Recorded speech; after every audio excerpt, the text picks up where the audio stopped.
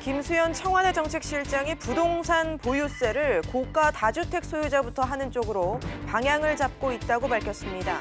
9.13 대책의 후속 조치인 3기 신도시는 다음 달에 추가로 발표하기로 했습니다. 산업은행이 제안한 한국GM 사측과 노조와의 3자 대화가 결국 무산됐습니다. 산업은행은 사측과 먼저 양자 협의를 시작하고 노조에도 선결 조건 없이 양자 대화에 참여할 것을 촉구했습니다. 운명의 날을 앞두고 어제 20% 넘게 폭락했던 삼성바이오로직스 주가가 오늘은 반등했습니다.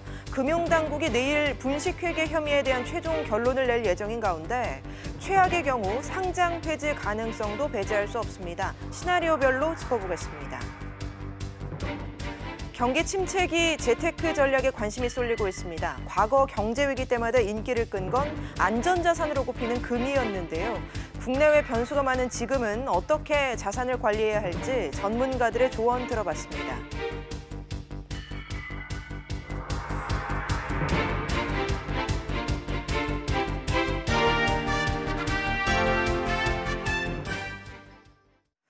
여러분 안녕하십니까? 2기 경제팀으로 불리는 김수현 청와대 정책실장과 홍남기 경제부총리 후보의 일거수일투족이 요즘 세간에 많은 관심을 끌고 있습니다.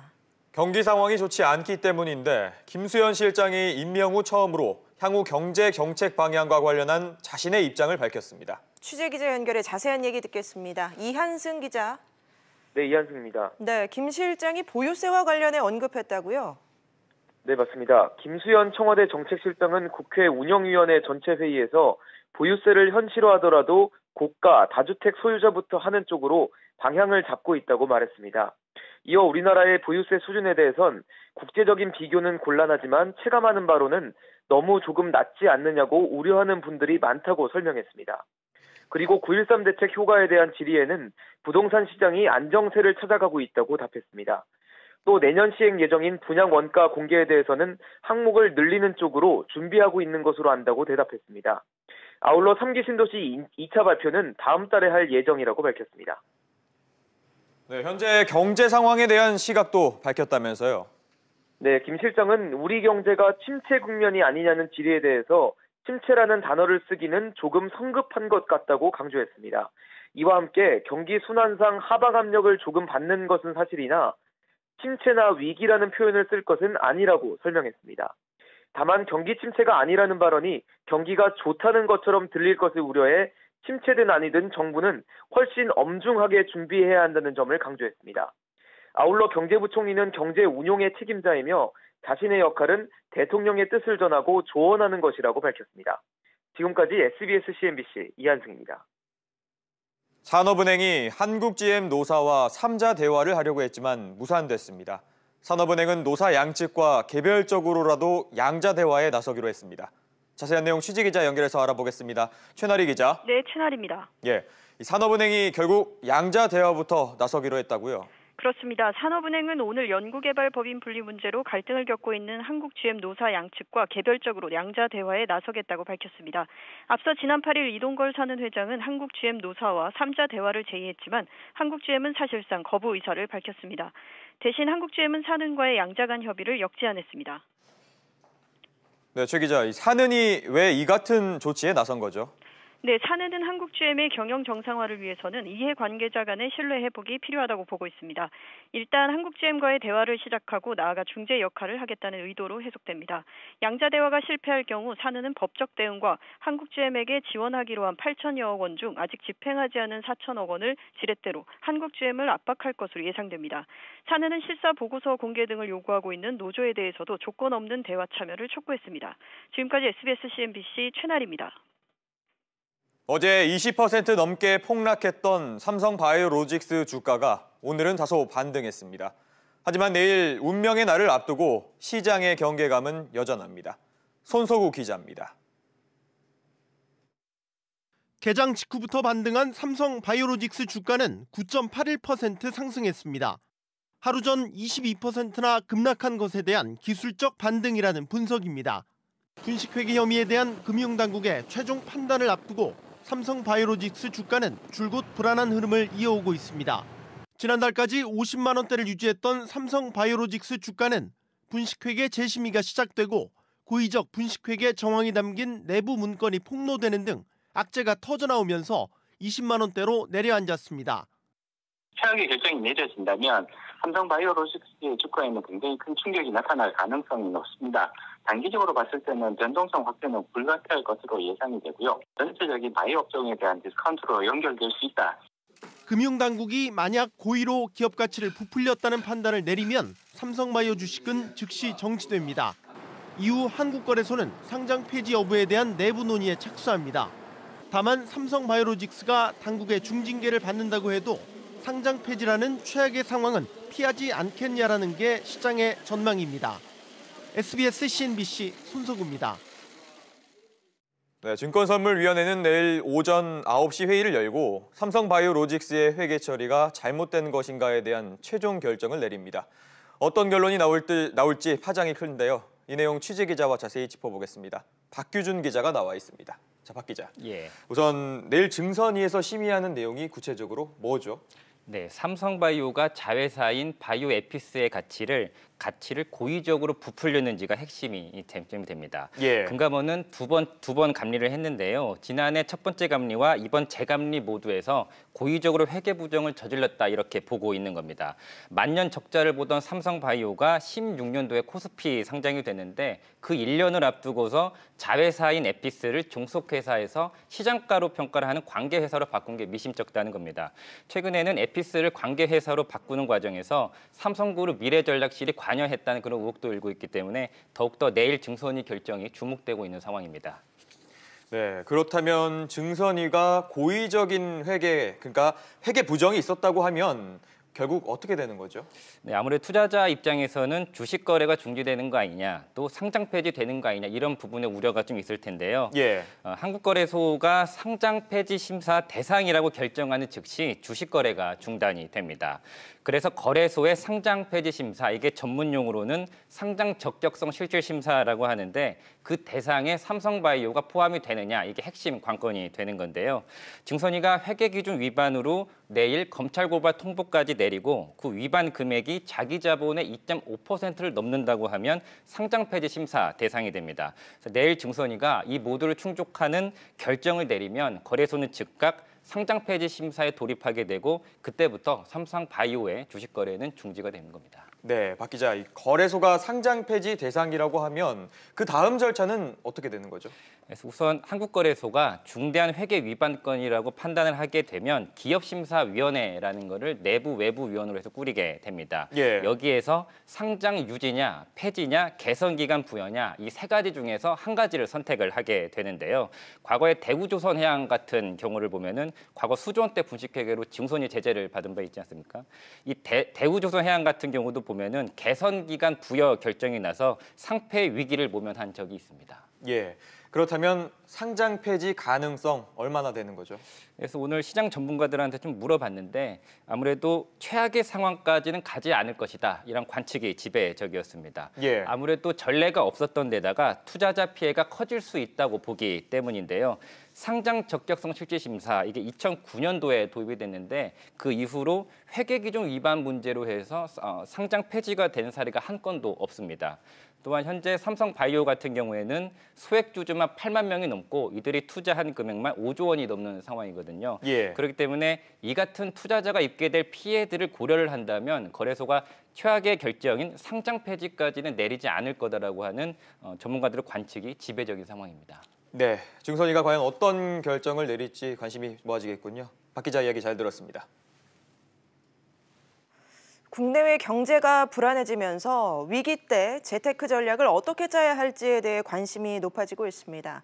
그렇다면 10년 전 리먼 사태 이후 여러 자산 중에서 가장 높은 수익률을 올린 건 무엇일까요? 류정훈 기자입니다. 서울 종로의 금은방 밀집 지역. 연초만 해도 수요가 뜸했는데 7월 이후 금을 찾는 사람들이 많았다고 전합니다. 1월에서부터 7월까지 월 단위 평균 판매량이 86kg 정도였습니다. 7월 이후에 8월, 9월, 10월은 한 3배 증가한 한 260kg 정도 수준에서. 경제 위기설이 불거질 때마다 금은 안전자산으로 인기를 끌었습니다. 10년 전인 2008년 리먼 사태 당시나 이후에도 최고의 재테크 자산은 금이었습니다. 2008년 이후 3년간 재테크 수익률을 살펴보면 금 투자가 140%에 가까운 수익률을 기록했고 금 펀드, 주식형 펀드, 주식, 채권 순으로 뒤를 이었습니다. 돈을 많이 푸는 정책을 피다 보니까 상대적으로 이제 달러 가치가 급락을 했었고 그에 따른 금 가격이 상승하는 효과가 나오면서 금 펀드의 수익률이 좋았던 부분으로. 다만 전문가들은 성장률 자체가 둔화될 수밖에 없는 상황에서 무리한 수익률을 쫓기보단 보수적으로 접근하는 자세가 필요하다고 조언합니다. SBS CNBC 류정훈입니다. 네, 그럼 이런 상황에서 자산을 어떻게 굴려야 할지 자산관리 전문가들은 어떤 조언을 하고 있는지 취재기자와 함께 알아보겠습니다. 강예지 기자가 나와 있습니다. 강 기자, 요즘에 이제 증시 불확실성이 커지고 있고 이런 상황에서 자산 포트폴리오 어떤 조정이 필요할까요?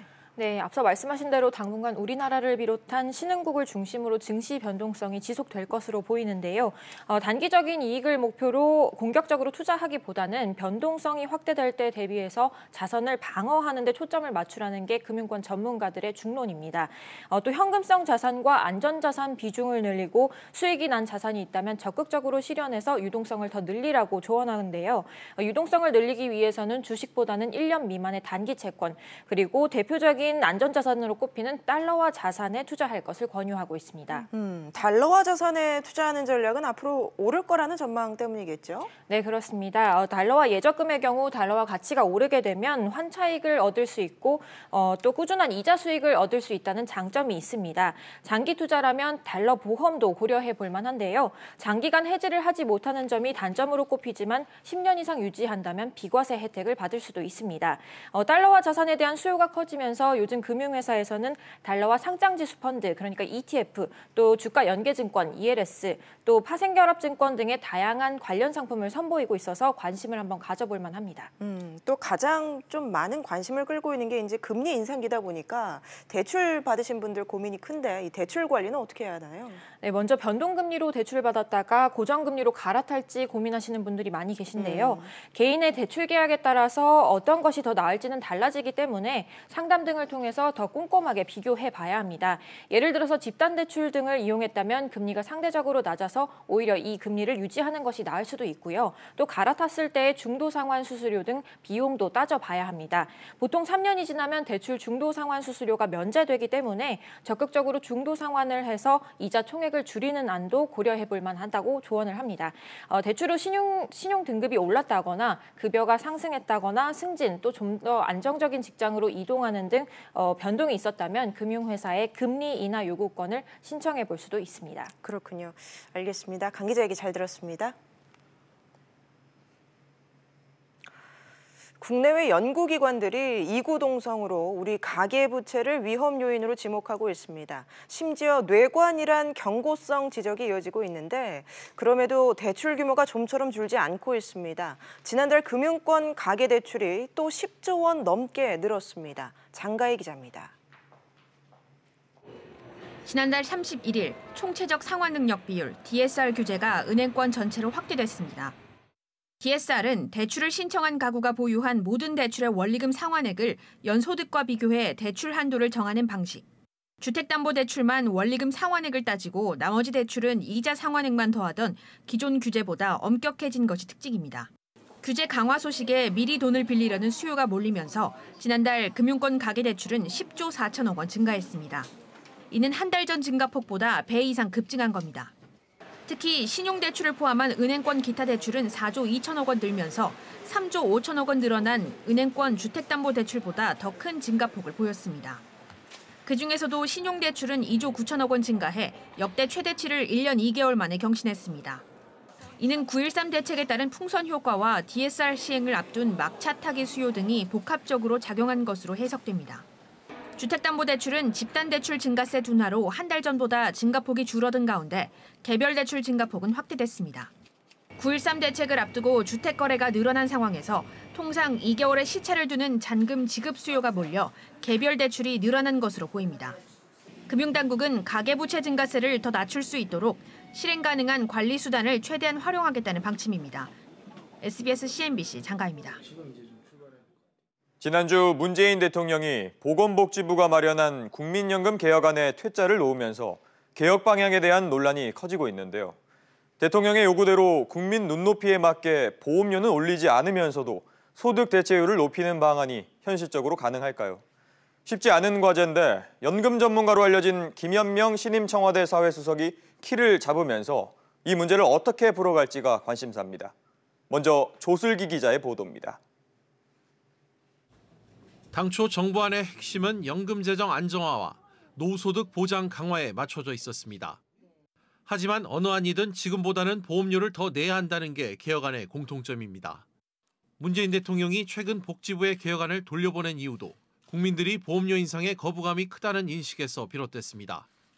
당장 먹고 살기도 어려운데 지금이 아닌 미래 노후 대비 차원에서 가처분소득이 줄어드는 상황에서 보험료를 추가로 이렇게 납부하라는 그 부분에 대해서 국민들이 상당히 이제 격앙된 부분이. 청와대는 이런 가운데 자타공인 연금 전문가로 꼽히는 김현명 중앙대 교수를 신임 사회수석으로 임명했습니다. 평소 국민연금 강화론자로 잘 알려진 김 수석 역시 보험료를 올리는 것에 부정적입니다. 보험료를 올리는 안은 전형적인 더 내고 덜 받자 이런 아니기 때문에 국민적 공감대도 얻기 어렵고 연금 제도를 만든 목적을 훼손시키고.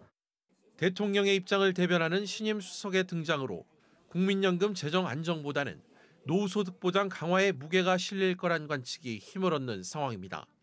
따라서 새로 마련될 개편안은 소득 대체율을 최소한 지금 수준으로 유지하거나 보험료율을 당초보다 낮추는 형태가 될 가능성이 클 것으로 보입니다. SBS CNBC 조슬기입니다.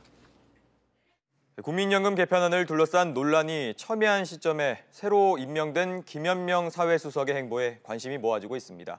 오늘 김 수석은 본인의 역할과 관련해 선을 긋는 발언으로 눈길을 끌었는데요. 이 내용 취재기자와 자세히 짚어보겠습니다. 최서우 기자가 나와 있습니다. 최 기자. 네. 일단 김 수석이 국민연금 개편을 진두지휘할 것이라는 시각에 대해서 선을 그었다고요? 네.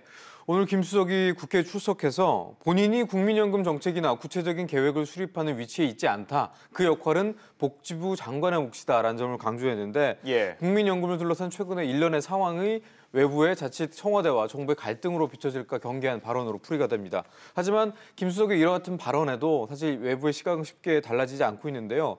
복지부 장관이 보고한 국민연금 개혁안을 사실상 대통령이 질책성으로 반려를 했고 또 그 직후 연금 전문가인 김 수석이 임명됐으니 그 김 수석의 말대로 김 수석 역할이 단순한 조언자에 그칠 것이다라고 보는 시각은 많지 않은 것 같습니다. 네, 김 수석은 국민연금과 관련해서 본인이 과거에 했던 발언과는 좀 다른 입장을 내놓고 있는데 이건 좀 어떻게 해석을 해야 될까요? 네, 김 수석이 이제 기존에 국민연금과 관련해서 대표적으로 주장했던 게 소득 대체율 50%였습니다. 이게 뭐냐면 이제 은퇴 후에 받는 국민연금 월 수령액이 월급 생활자의 월 평균 봉급의 절반은 돼야지 용돈 연금으로 전락되지 않고 의미 있는 국민연금이 될 수 있다. 이런 주장이었거든요.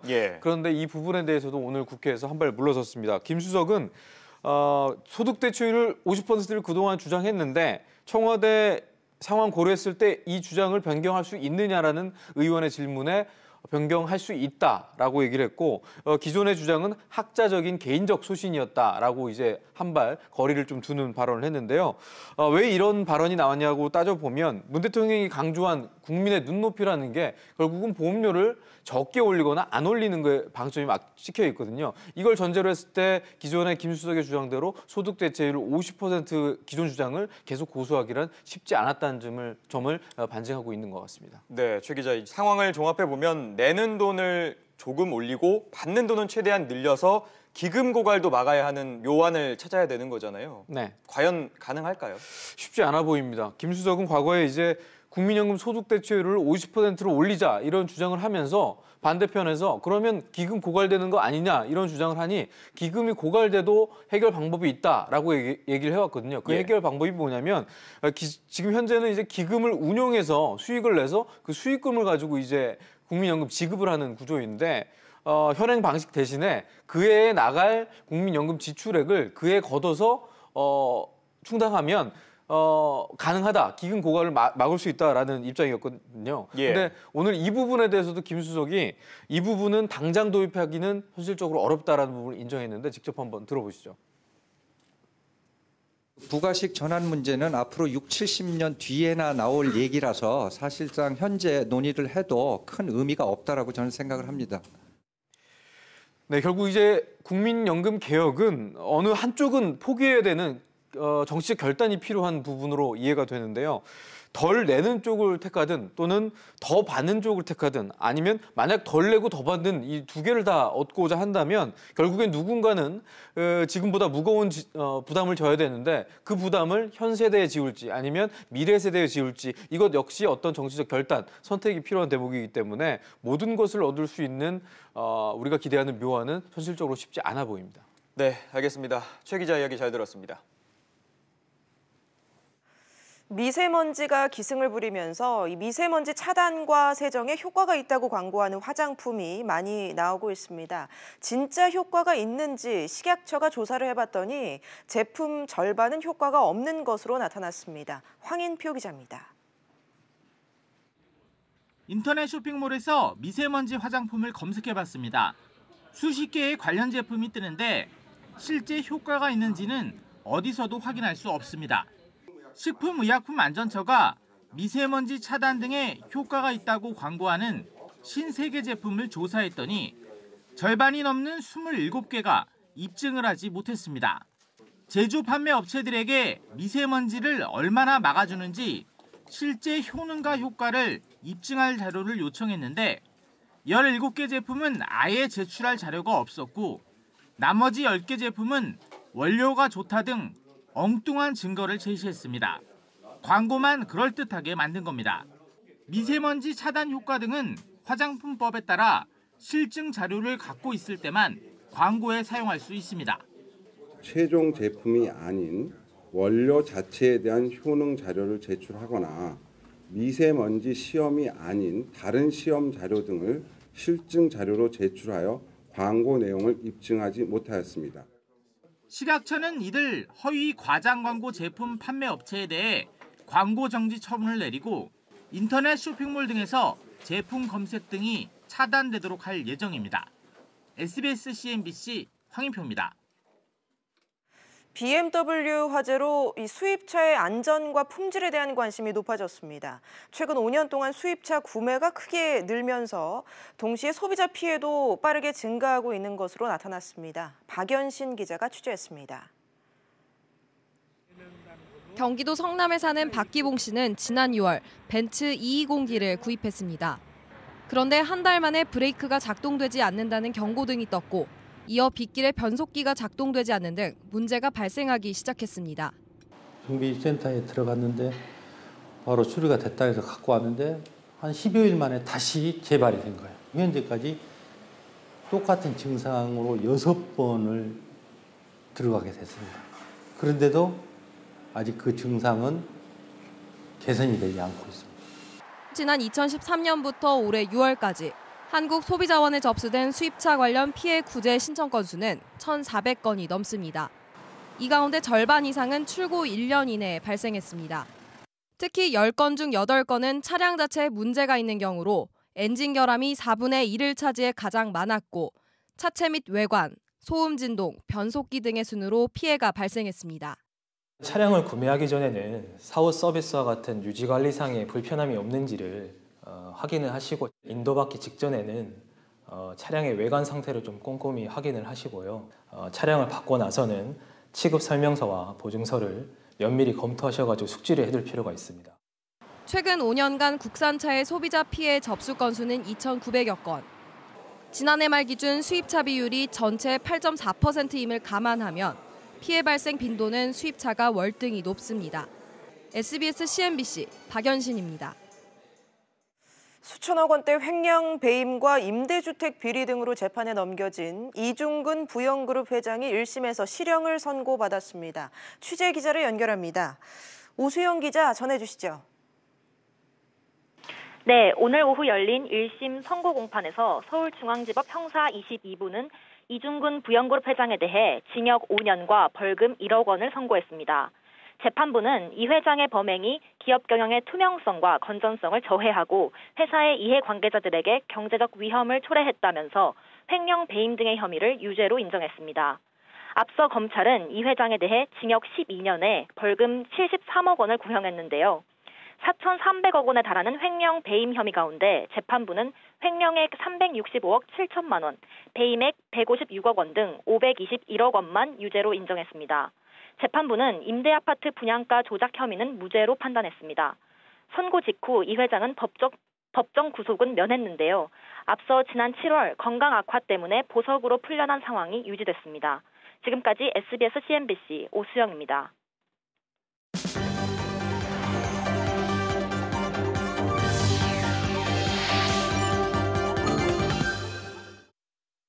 대기업 집단이 지주사 체제로 전환하는 과정에서 총수 일가의 지분율을 크게 높인 것으로 나타났습니다. 공정거래위원회가 발표한 지주회사 현황을 보면 지난 9월 말 기준 19개 대기업 집단 지주사의 총수 일가 평균 지분율은 44.8%에 달했습니다. 이들 기업 가운데 일부는 지주회사를 쪼개는 과정에서 회사 자사주를 총수 일가 지분으로 바꾸면서 지분율을 2배가량 높였다고 공정위는 설명했습니다. 앞으로는 30에서 34세 장기 미취업자들도 서울시 청년수당을 받을 수 있게 됩니다. 서울시는 내년 3월부터 청년수당 지급 대상을 기존 19에서 29세 취업준비생에서 졸업한 지 2년이 지난 19에서 34세 취업준비생으로 바꾸겠다고 밝혔습니다. 서울시 청년수당은 매달 50만 원이 지급되며 최장 6개월까지 받을 수 있습니다. 국제신용평가사인 무디스가 우리나라의 신용등급에 영향을 주는 변수를 단기적으로는 지정학적 위험, 장기적으로는 인구 고령화를 꼽았습니다. 무디스는 남북정상회담과 북미정상회담 등에 따라 우리나라의 지정학적 리스크를 낮게 평가했지만 아직 남북 긴장 관계 완화까지는 멀다고 밝혔습니다. 무디스는 또 우리나라 신용등급에 장기적으로는 가장 많은 영향을 미칠 변수는 인구 고령화라며 강력한 구조조정이 없으면 고령화 비용 증가 등 경제적 파급 효과가 클 것으로 내다봤습니다.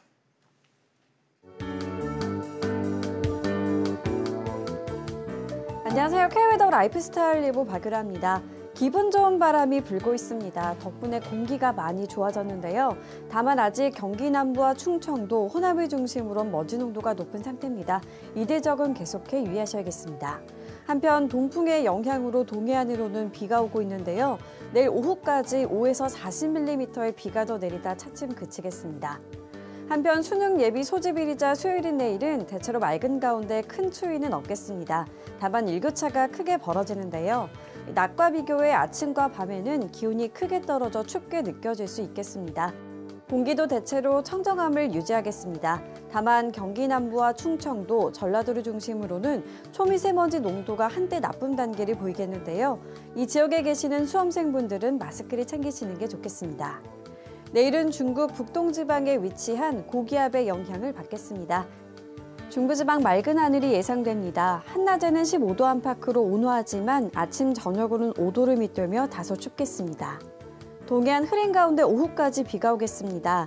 낮 기온 속초 11도, 강릉 12도로 서늘하겠습니다. 남부지방 대체로 맑겠고 경상 동해안으로는 오후까지 비가 내리겠습니다.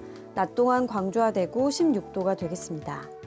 바다의 물결은 남해상으로 최고 3m까지 높게 일겠고요. 동해상으로도 약간 높게 일겠습니다. 수능일인 목요일에도 큰 추위는 없겠습니다. 다만 주 후반으로 갈수록 기온이 떨어지면서 겨울 추위가 찾아오겠습니다. 또 당분간 가끔 구름만 지나겠지만 금요일과 토요일 사이에는 제주도와 남부지방에 비가 내릴 것으로 전망됩니다. 날씨였습니다. 뉴스프리즘 여기서 마치겠습니다. 편안한 저녁 보내시기 바랍니다. 고맙습니다.